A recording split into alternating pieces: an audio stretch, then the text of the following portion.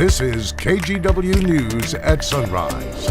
It's freedom, you have like everything here in this country. It's so great, and it's so important to get your voice heard. It's Election Day, and voters in Oregon and Washington are returning their ballots. Have you returned yours yet? Take our Sunrise Twitter poll and let us know, and then stay tuned.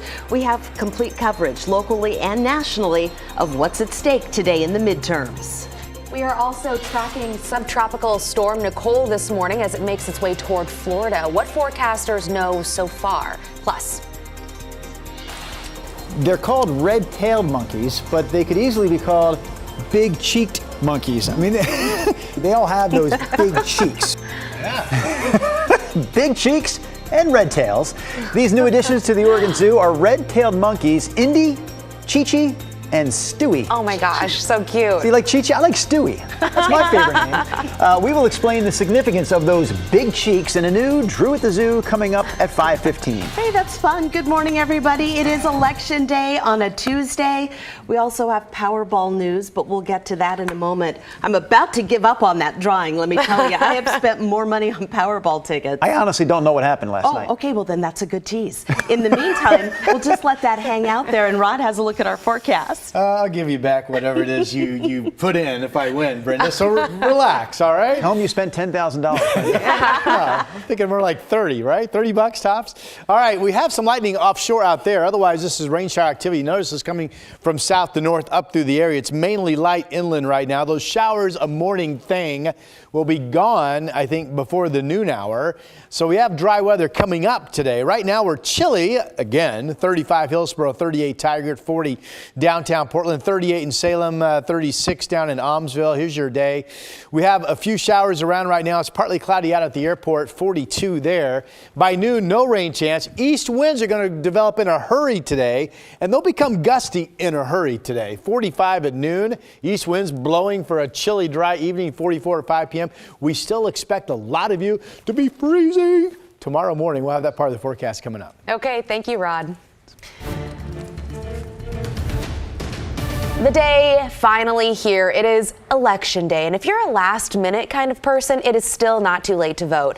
Although elections officials are urging you to get your ballot in as soon as possible. For more on the big day, let's head out to our Devin Haskins. He's live at the Multnomah County Elections Office. And Devin, so far, voter turnout not as high as previous midterms. Yeah, still a lot of ballots left to come in, still a lot of ballots that have already come in. But if you look at the current returns right now, they're right around 36%. Compare that to the last midterm election in 2018. That number, the final tally, 67%. Even going back to 2014, the number, final tally, was 70%. So a lot of ballots still yet to come in, and you still have time, 8 p.m. If you get your ballots in here at the Multnomah County Elections Office, any elections office, or any drop box. If you have an issue, say it's damaged or filled in wrong, as long as you're in line before, yes, 8 p.m. to get a new one, your ballot will get cast. And a new law. It does have to be received within 7 days after the election. That should be plenty of time if you're giving it to the USPS on the 8th. If you are in a ballot drop box line at 8 o'clock p.m., we're going to determine the end of that line, and we're going to make sure that you get to vote your ballot. Your ballot will be deposited. All right, so new this year in Oregon, if you get your ballot mailed in, you can actually have it if you mail it today, as long as it's postmarked by 8 p.m. today. I know we say that number a lot, 8 p.m. It'll still count in 7 days. It just needs to arrive at the Multnomah County Elections, or the elections office of your county. Up in Clark County, that mid-30s range, right around kind of where they're seeing their numbers in early voting as well. They expect their final tally to be right around that 70% mark, too. For now, we're live outside the Multnomah County Elections Office. We'll send it back to you guys. Okay, thank you, Devin. Well, it could be days before some races in Oregon and Washington are called, but officials in Clackamas County are holding off on updating tallies on purpose. After preliminary results come out tonight, County Clerk Sherry Hall will not be giving another update until 6 p.m. tomorrow, that according to the Oregonian. The decision could delay results on key races. That includes the race for governor, Oregon's 5th congressional district, and 2 Clackamas County Commission races. You may remember Hall was at the center of a ballot fiasco during the May primary when thousands of ballots had to be hand duplicated, delaying results for 10 days. Hall has been in office for 20 years and is running for re-election this year. And as the ballots roll in, the women running for Oregon governor are making their final case to voters. And all indications are this will be the closest race in decades. KGW's Catherine Cook shows us how all three candidates spent their final day on the campaign trail. In her final campaign rally Monday night, Christine Drazan went with music from the first Top Gun, a nod to the last time Oregon had a Republican governor, and a nod to what she hopes will be her turn at a sequel. Everybody said Republicans can't win in Oregon. Everywhere I went, people said it can't be done. You know what? Tomorrow, we're going to do it. Drazan started the day in Klamath Falls before stopping in Eugene, then her hometown of Canby. She's fully aware the polls show her neck and neck with Democrat Tina Kotek. It's close because they're defying their own past behaviors. It hasn't been close in the past, it's close now because Oregonians are saying, I'm going to do something different. For her part, Kotek didn't schedule any in-person events Monday. Hey everybody, it's Tina Kotek here. But she thanked supporters on Twitter. Thank you for texting people. Thank you for talking to your friends and your families and everybody in your networks about Election Day, how important it is to move our state forward. Good morning. Unaffiliated candidate Betsy Johnson started Monday at Bison Coffee House in Northeast Portland. That's the shop that was vandalized after agreeing to host a community event with police officers. For Johnson, it was one of her last shots at appealing to voters for support and civility. My request is that, first of all, people vote, be part of the process. Secondly, regardless of the outcome, let's behave like Oregonians. I think that's incredibly important, and you don't take out your difference of political opinions by vandalizing somebody's business, as was this place, badly vandalized. Portlanders spent Monday dropping off their ballots. I'm doing my bit for democracy. Be it via election drop box or mail. Both are valid methods of voting. Mail-in ballots just need to be postmarked by Election Day to count. I think mail-in voting is great and a really equitable way to set up a system. I was just late this year. It was just convenient to drop it off today. I think it's going to be close. That much is clear. But if Betsy Johnson's making post-election predictions, I think my expectations mirror the expectations of Oregonians is get those damn ads off the TV. Catherine Cook, KGW News. Later today, we will have complete midterm coverage.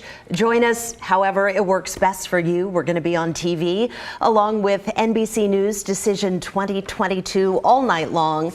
Plus, we will be streaming continuous regional and local coverage on KGW Plus and KGW.com starting at 7:30. We'll also have a special edition of KGW News at 11 with the latest on all the key races.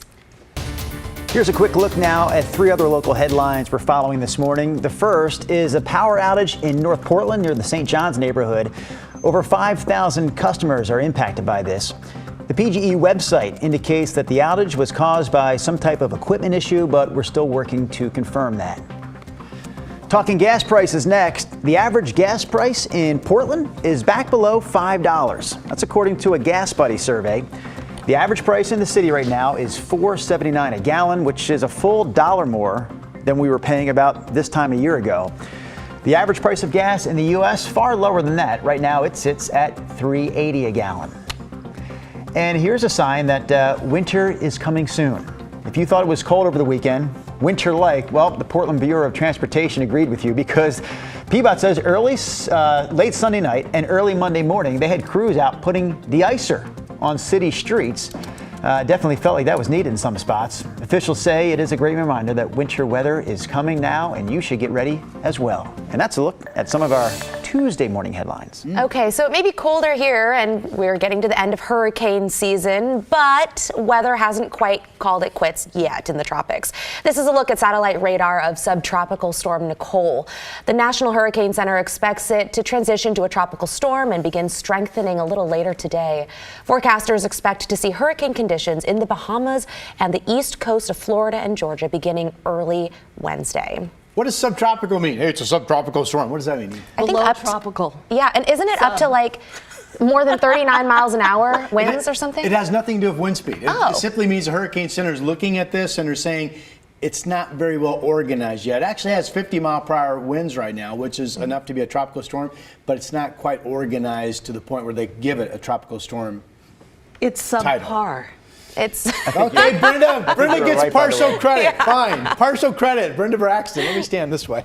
Here's the satellite. Again, looks pretty convincing to the eyeball test. There's the storm, but again, not quite put together enough yet to get that tropical storm determination. As we saw in that animation, it's going to be moving up to the coast of Florida. It looks like this is 10 o'clock tomorrow night. Our local time, by the way. So that would be 1 a.m. Thursday morning. That's when, as a Category 1 storm, it's expected to make landfall tomorrow overnight into early Thursday morning, somewhere along that mid-Atlantic Florida coastline. Okay, earlier we showed you radar. Yeah, there are still a few showers out there. Everything's moving south to north right now. The upper level low causing the rain has dropped down off the coast of San Francisco, actually, but it's throwing some moisture up our way. 38 Eugene, Salem, 36 Kelso. We're chilly out there. 31 in John Day. 33 in Baker City. Headlines. So today the shower chance is a morning thing. East winds will start to develop before the noon hour. Once that happens, the rain chance ends. I think we'll get at least partial clearing for some sun. Those east winds will pick up in a hurry. I mean, Gresham, good morning. You could have 30 to 40 mile per hour winds before 5 o'clock today. So east winds begin. If you don't get the east wind, you know, some neighborhoods are protected because of our topography. You will have early temperatures tomorrow morning as cold as 26 degrees. That could be Hillsborough tomorrow morning. But if the wind's blowing, Troutdale, you'll be more like 38 tomorrow morning. Thursday, we think the east wind is gone, so all of us will be around freezing.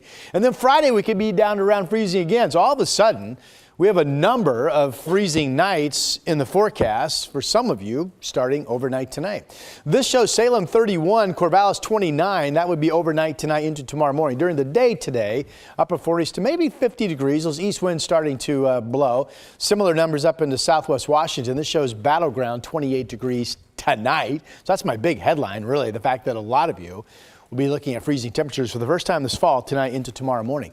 Once the showers in this morning, we go dry. Oh, change to the weekend. Now looks like Saturday's dry with that low I'm tracking holding off until Sunday. So we have a chance of rain developing Saturday overnight and then into Sunday, Monday. And with everything changing the way it's changed, I just think that's all rain at this point. That's your forecast. Hey, Rod. Yes. Look what's coming up next on Sunrise. Ooh, let me look. So the great thing about these monkeys is they're very energetic, very charismatic. They're going to be a really welcome addition to the treetops area of the African part of the Oregon Zoo. Yes, they are three of the newest residents at the Oregon Zoo. Red-tailed monkeys, Indy, Chi-Chi, and Stewie. We're going to learn more about their red tails and their big cheeks. Coming up in a new edition of Drew at the Zoo in just a minute. Can't wait for that. And also looking forward to this, the KGW Great Toy Drive. It'll be here before you know it. But now is the time to sign up to become a Toy Drive collection site. A big thank you this morning to Stumptown Kilts for signing up. They're on board. They're out on Northeast Alberta. You can get on board as well. Just go to kgw.com/toy. When you sign up your business or organization, we'll send you an official Toy Drive collection kit.